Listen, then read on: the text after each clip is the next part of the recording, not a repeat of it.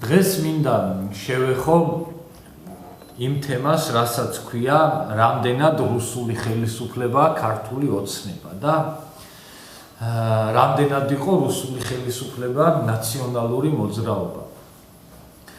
მე ვიტყვი ხა ფაქტებს, რომელიც ადასტურებს იმას, რომ ნაციონალური მოძრაობა იღებდა ისეთ გადაწყვეტილებებს, რომელიც რუსეთის წისქვილზე ასხავდა პირდაპირ წყალს და რომელიც აწყობდა რუსეთს. პირველი ეს იყო ის, რომ ყოდორის ხეობას ადგა და ზემო აფხაზეთი დაარქვა და შემდეგ ეს ხეობა ისე ჩააბარა რუსებს და აფხაზებს, რომ ერთი ტყვია არ გაუსროლია.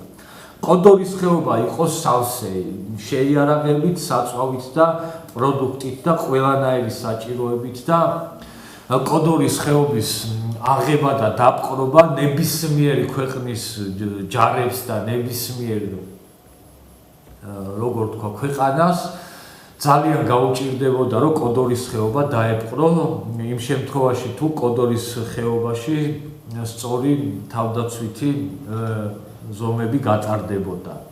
უმნიშვნელოვანესი ადგილი იყო ყოდორის ხეობა სტრატეგიული თვალსაზრისით ჩვენთვის. ხო და აი ესეთი ხეობა ლანგარზე მიართვა მიშამ და საბუთებითაც გაუფორმა წინასწარ.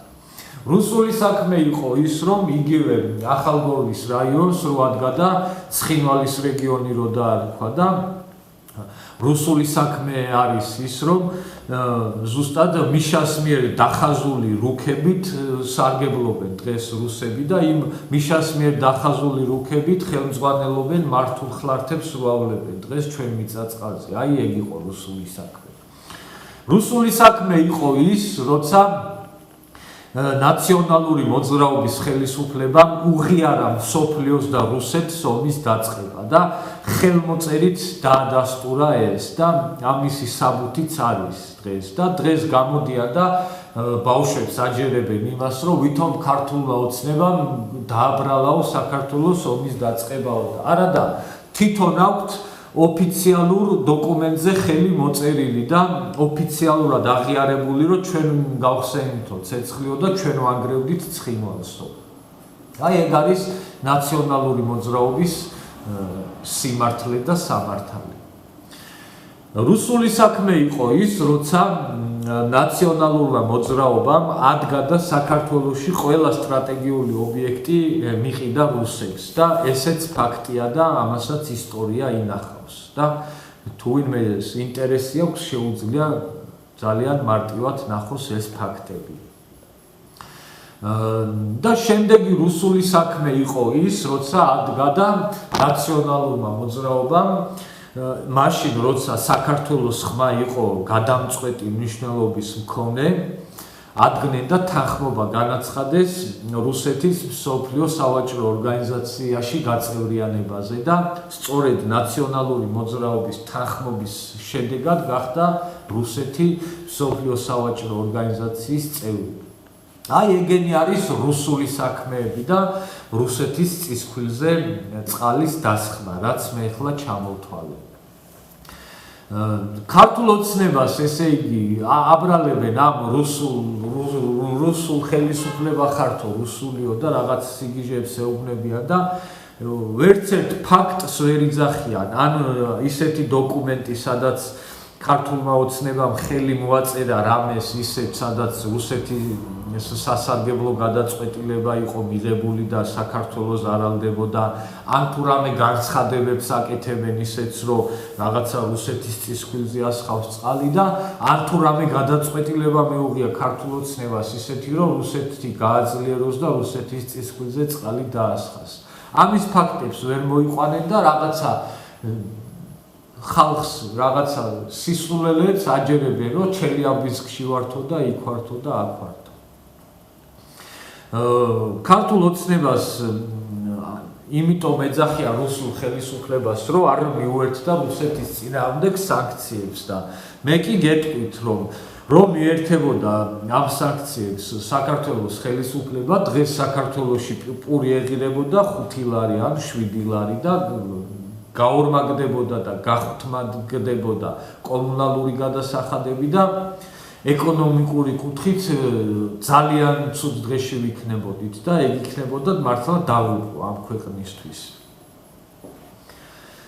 ესე ცდილობს უნამუსოდ რომ როგორ თქვა, ოცნებას შეტენოს ნაციონალურმა მოძრაობამ ის, რაც თვითონ არიან და ოცნებას დააბრალონ ის, რასაც თვითონ აკეთებდნენ და რა ნაბიჯებსაც თვითონ ნაციონალური მოძრაობა დგავდა. რაც შეეხება შნირობას და ფარჩაკობას და რუსებისთვის ტრაკის მიცემას, სწორედ მიხეილ სააკაშვილი ლარსზე რო იდგა ომის მერე და ტურისტებს რო ხვდებოდა და ეპატიჟებოდა საქართველოში და რო ელახუცებოდა, აი ეგ იყო რუსებისთვის ტრაკის მიცემაც და ჩმორობაც და ფარჩაკობაც, რასაც მიშა აკეთებდა. მაშინ როცა ჩვენი ბიჭების სხეულები და მიწაში ჯერ კიდევ გაციებული არ იყო. ხო, აი მაშინ იდგა მიშა და რუსებს აქ ეპატიჟებოდა და რაღაცა მასპინძლობას უწევდა საზღვარზე, ეგ ფარჩაკი კაცი. ქვეყნის მტრული საქმე გამოვიდა ის, როცა მიშა მადგა და ის ომი, რომლის ტრაკიც არ ქონდა, რომ ნახა რომ მოკლედ რაც ხდებოდა, ადგა და 3 დღეში გამოაცხადა კაპიტულაცია და რა ვიცი ჯერ გორში რო ფორცხიალობდა და მთელი გორი იმას რო დასდევდა, ჯერ ხომ აგით შეგვარცხვინა და მერე რო ხალხს რო ღეჭავდა და პირიდან რო ვერაცლიდნენ, მერე აი მთელმა მსოფლიომ რო ნახა, როგორი ფარჩაკი პრეზიდენტი ყავდა, ეგ იყო საქართველოს თავის მოჭრა და რუსეთის წისქვილზე წყლის დასხმა, სწორედ მიშას საქციელები. აი ეგეთი სიმართლით არის ნაციონალური მოძრაობა წარმოდგენილი თავის მხარდამჭერებთან და ამ ბავშვებთან, ვისაც ეხლა ამ რაღაც სისულელეებს აჯერებს და კიდევ ერთხელ ვიტყვი, რომ იმის ფაქტები არის, რომ ნაციონალური მოძრაობის ხელისუფლება რუსეთისთვის სასარგებლო ნაბიჯებს დგავდა და კონკრეტული ფაქტებია ამისი და ქართული ხელისუფლების მიერ კონკრეტული ნაბიჯები, საქციელები და განცხადები თუ ვინმეს შეგიძლიათ რომ წარმოადგინოთ და მაჩვენოთ ან ზოგადად საზოგადოებას ანახოთ, გამოაჩინეთ და ანახეთ ხალხს, თუ კი არსებობს იმის ფაქტი, რომ ქართული ოცნება რუსეთის წისქვილზე ასხავს წყალს და რუსეთის საქმეს აკეთებს. გარდა იმისა, რომ სანქციებს არ მიუერთდა და ეგ სანქციების მიერთება იქნებოდა საქართველოს დაღუპვა და მაგიტომ არ მიუერთდა. თუ კი ვინმეს მაგიტო გონია ქართული ოცნება მხოლოდ რომ რუსული ხელისუფლებაა, რომ აი მაგ სანქციებს არ მიუერთდა.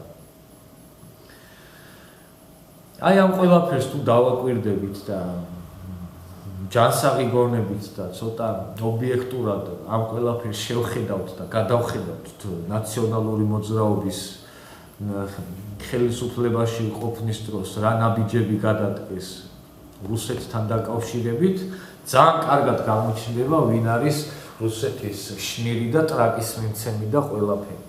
სხვა საბრალები კაკებეშნიკობას და თვითონ არიან კაკებეშნიკები. სააკაშვილის ბიძა ოფიციალურად და ქვეყანა მიცის მთელმა მსოფლიომ რომ კაკებეს გენერალია ეს კაცი, ხო? თვითონ მიშა სააკაშვილს კაკებეს ჯარებში აქვს ნამსახურები და კაკებეს დაქვემდებარებაში ყოფ დანაყოფებში წლები მსახურობდა.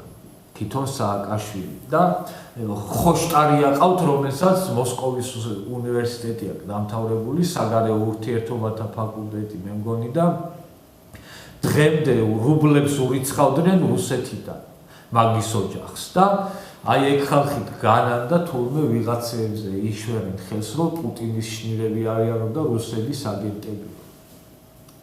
აი ეგ არის ნაციონალური მოძრაობის ჭეშმარიტი სახე, რაც ეხლა მე ვისაუბრი აქ.